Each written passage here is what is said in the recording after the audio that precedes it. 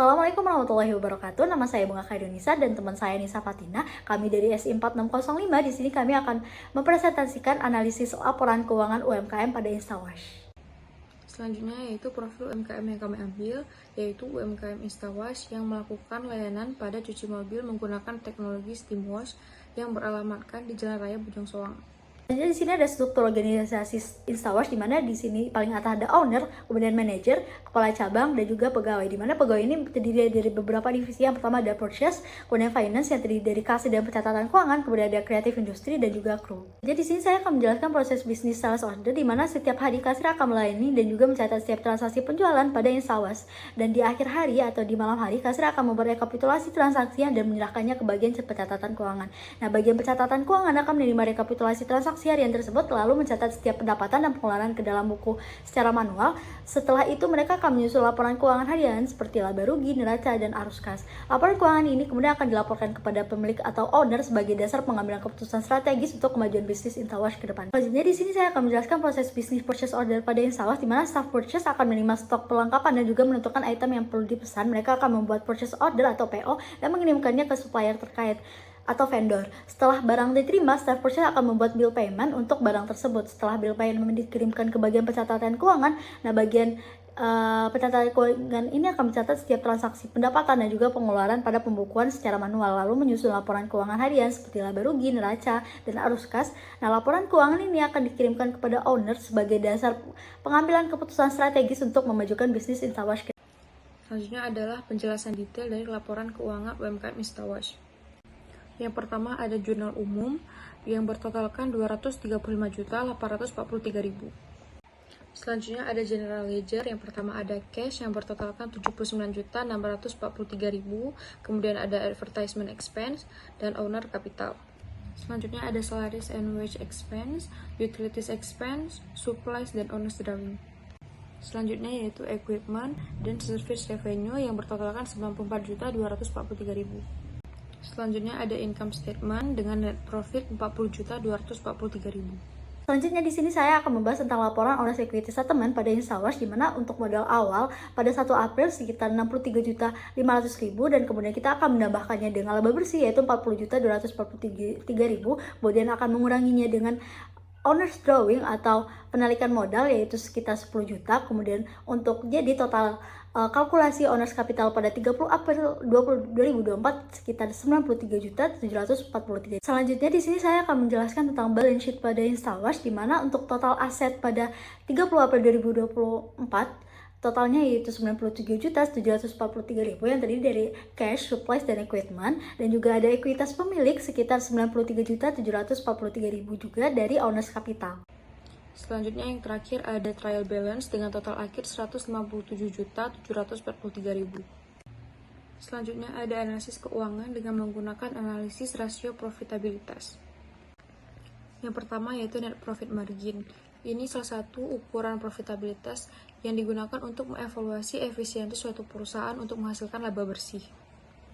Untuk menganalisis net profit margin dari Instawash, kami mengambil pembanding dengan UMKM yang sama yaitu Tom's Car Wash.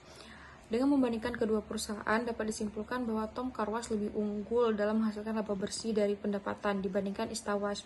Meskipun begitu, Instawash sudah menunjukkan kinerja yang sangat baik dengan menghasilkan net profit margin sebesar 42,71%. Selanjutnya di sini kita akan membahas return on total asset pada Instawash, di mana return on total asset atau disebut juga ROA merupakan efisiensi penggunaan aset untuk laba.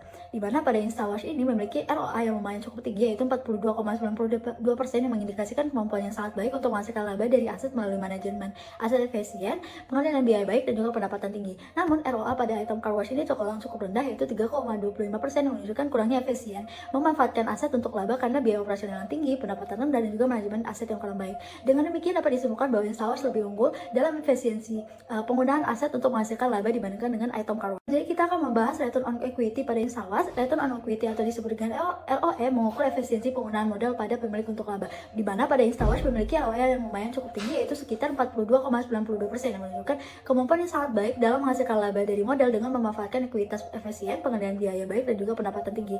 Sementara pada ROE di item car wash tergolong cukup rendah yaitu sekitar 2,45% yang mengindikasikan kurangnya efisiensi akuntansi dalam memanfaatkan modal untuk laba karena biaya operasional tinggi, pendapatan rendah, dan juga pengelolaan ekuitas yang kurang baik. Dengan demikian, dapat disimpulkan bahwa Instawash lebih unggul dalam efisiensi penggunaan modal pemilik untuk menghasilkan laba dibandingkan dengan item car wash. Selanjutnya yaitu desain sistem akuntansi yang akan kami kembangkan.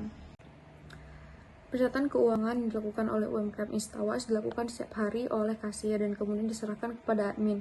Hal ini sangat rentan terhadap human error dan kesalahan ini dapat berupa salah pencatatan keuangan dan pengeluaran, serta kehilangan data akibat pencatatan yang tidak rapi. Berikut adalah problem atau masalah dari sistem pencatatan keuangan di UMKM Instawash. Yang pertama, rentan terhadap human error. Yang kedua, kehilangan data. Pencatatan yang tidak rapi dan manual dapat menyebabkan kehilangan data penting.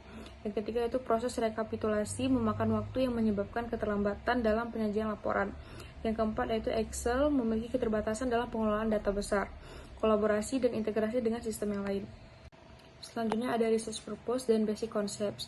Yang pertama, kami akan membuat desain sistem untuk fitur laporan keuangan otomatis menggunakan modul akuntansi aplikasi Odoo. Yang pertama adalah accounting, yaitu modul akuntansi dalam Odoo ERP mengintegrasikan semua transaksi keuangan perusahaan.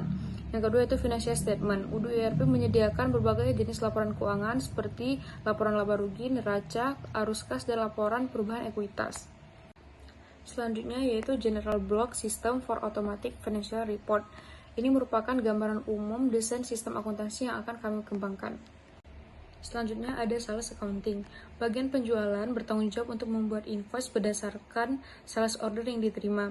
Setelah invoice dibuat, langkah selanjutnya adalah mendaftarkan faktur pelanggan ke dalam sistem akuntansi. Dokumen customer invoice yang dibuat mencakup informasi penting seperti nama pelanggan, tanggal faktur, tanggal jatuh tempo, layanan yang dipilih, dan harga. Berdasarkan dokumen invoice, akun pelanggan dapat didaftarkan. Pendaftaran ini bisa dilakukan menggunakan cash atau account bank sebagai metode pembayaran. Proses pendaftaran akun pelanggan akan diikuti dengan pencatatan akun pendapatan. Selanjutnya adalah penjelasan detail dari purchasing. Bagian pembelian bertanggung jawab untuk menerima vendor invoice dari pemasok. Setelah menerima invoice dari vendor, langkah selanjutnya adalah mendaftarkan tagihan vendor ke dalam sistem akuntansi. Dokumen vendor invoice ini mencakup informasi penting seperti nama vendor, alamat vendor, tanggal jatuh tempo, produk yang dibeli, jumlah barang, dan harga. Berdasarkan dokumen invoice, pembayaran akan didaftarkan. Pendaftaran ini bisa dilakukan menggunakan cash atau akun bank sebagai metode pembayaran. Proses pendaftaran pembayaran akan diikuti dengan pencatatan akun pengeluaran. Selanjutnya di sini saya akan menjelaskan figur 3.4 di mana menjelaskan tentang proses pelaporan keuangan dimulai dengan mengumpulkan data dari dua sumber utama yaitu buku besar atau chart of account dan juga jurnal Instawash. Di mana sistem kemudian akan mengolah data tersebut untuk menghasilkan 4 laporan keuangan secara otomatis yaitu laporan laba rugi, laporan perubahan modal, balance sheet, dan juga trial balance. Di mana laporan laba rugi menunjukkan pendapatan beban dan laba bersih, sedangkan laporan perubahan modal mencatatkan pergerakan modal pemilik, sedangkan balance sheet menggambarkan posisi keuangan dengan aset, kewajiban, dan juga ekuitas. Sedangkan trial balance digunakan untuk memeriksa keseimbangan antara debit dan juga kredit sebelum pelaporan. Proses ini memungkinkan pelaporan keuangan yang efisien dan juga tepat waktu. Jadi di sini saya akan menjelaskan figur 3.5 di mana menjelaskan diagram use case dari sistem pencatatan keuangan Instawash yang telah dibuat sebelumnya, di mana kasir membuat sales order dan juga mencatat transaksi harian, sedangkan pegawai purchase akan membuat purchase order dan juga membuat vendor bill, dan bagian pencatatan keuangan akan mengolah vendor bill, transaksi laporan keuangan seperti laporan transaksi laba rugi, kemudian neraca, serta mencatat transaksi pembayaran dan juga penerimaan. Sekian penjelasan laporan analisis keuangan dari UMKM Instawash. Terima kasih telah menonton. Wassalamualaikum warahmatullahi wabarakatuh.